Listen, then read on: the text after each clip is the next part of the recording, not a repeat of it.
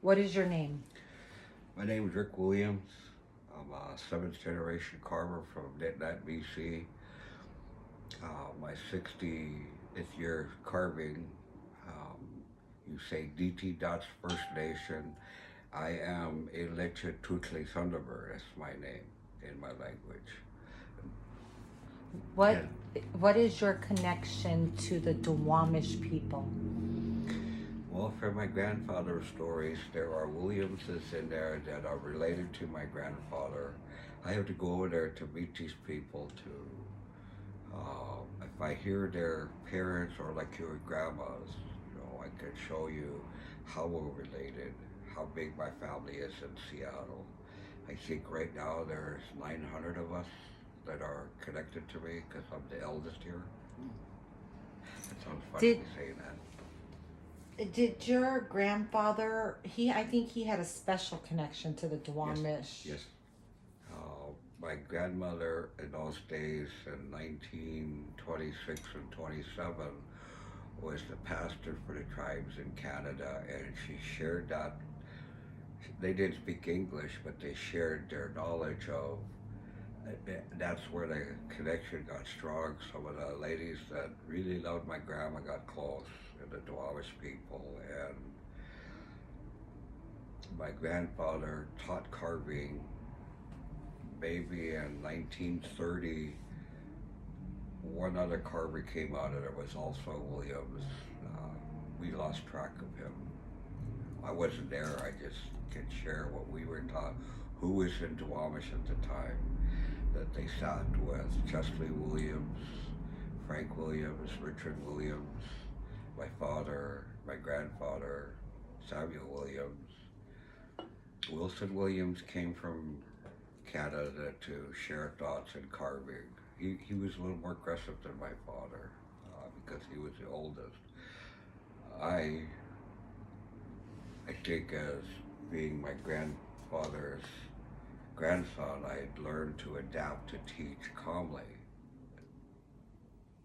I could barely read it. I got it. And well, Yeah. So, did your grandfather carve the head of the Duwamish River? Yes, right at the elbow there. The only place that has been touched even after all these years. I go look at it, and I'm really proud that the only part of the Duwamish River it hasn't been touched. That uh, I'll have to come and show you. We have pictures of old black and white pictures of Grandpa carving there with my grandma. She was making dried fish, fried bread. They basically lived there in a little tent. He had a little thing he pulled around with his horse because that's the way it was for them in the old days. In his days, there was no border. Uh, So essentially, since you guys have been here since 1806, yes, you guys are pretty much become the Duwamish people. Yes.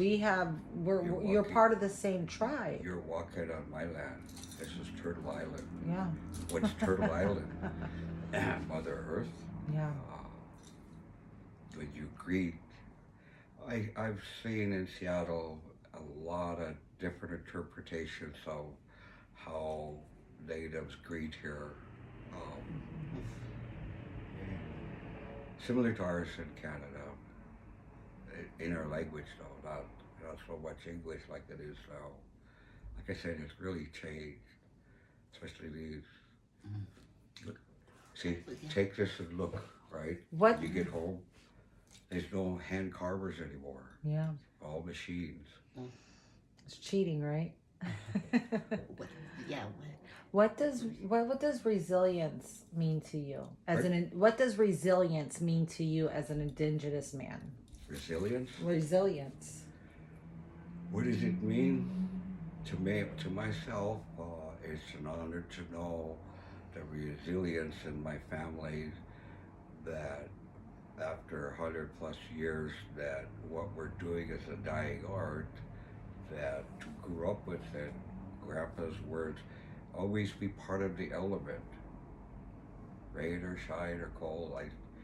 You'd have to do some looking at the computer. You'll find, like I do, there's pictures of us carving out there when it's freezing out. Part of the element. Grandpa's teachings of what you're asking me. Thank you for the carving.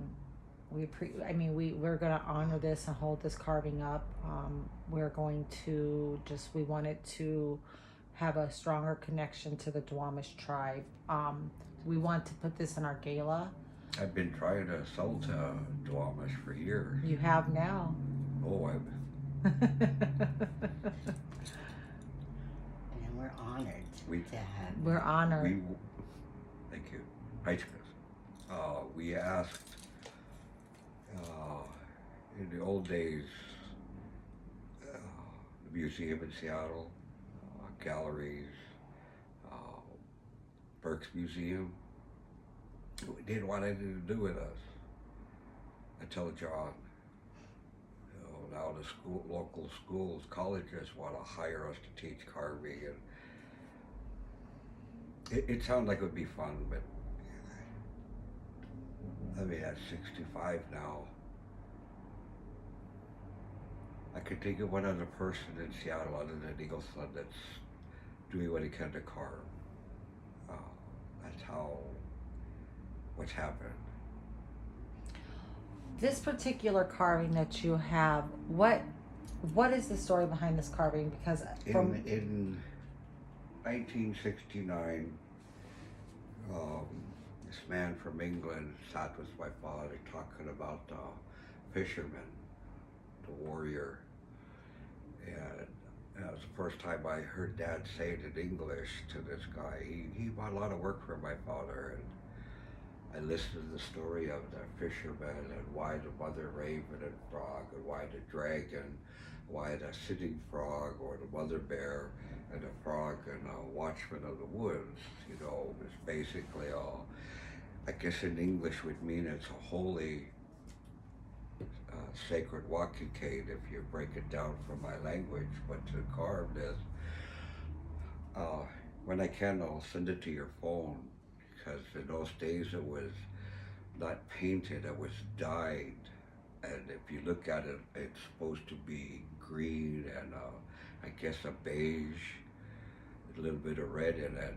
This is how these artists saw it in Alaska, working for the old Crosby shop back in the old days. And when I carved this, he wanted to buy it, but the Englishman that my dad was telling the story of, the fisherman, and the fisherman had to do with my grandfather, why he's tearing the salmon fish open. And as my grandmother here, Mother Raven and the frog sang, "Bless this place," and why the serpents? Well, in life you have the male and female, and if you have them together, that means you're walking in total balance in life. And then the mother bears representing, I guess, would be my mom or your mom, that the children you took, we're going to give back more. So why she's called a mother bear, that it's always going to continue. That's why I say it's a sacred totem pole in those days. And why the two frogs on the side is they're watching, right? And when that frog is quiet, you stop and listen, and the elder, the watchman there, the chief watchman, will tell you to stop. And there's nobody there, but you hear them. That's where it becomes sacred. You can find the story in the books or the computer, dated 1925 to 1957.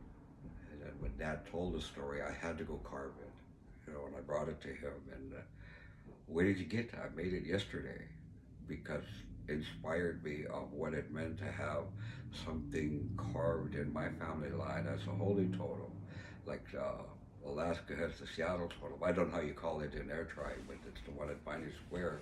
It's a holy totem pole to bless the area. That's where this was back in 1902 to 1925, I have to say. I have to go look at the books. I'll try to send it to you, but it was stolen and burned by the river.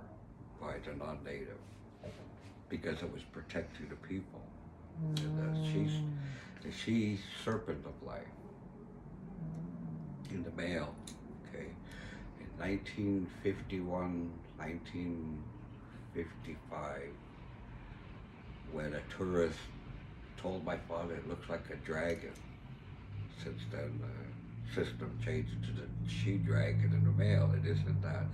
It's a serpent of life. She and he's following. It means at the end of the story, the person that possesses this and walks with it is walking total balance in life. Means accomplished everything they went after. Nothing stopped them because had faith in self. This is Grandpa's teachings.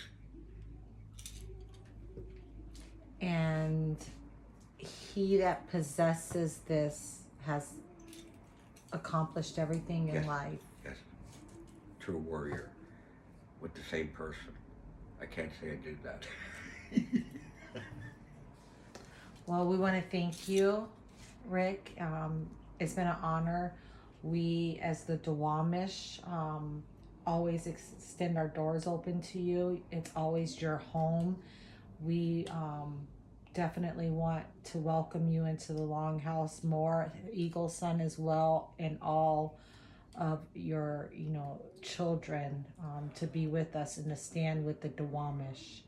We love you, and wait. My daughters go there time to time.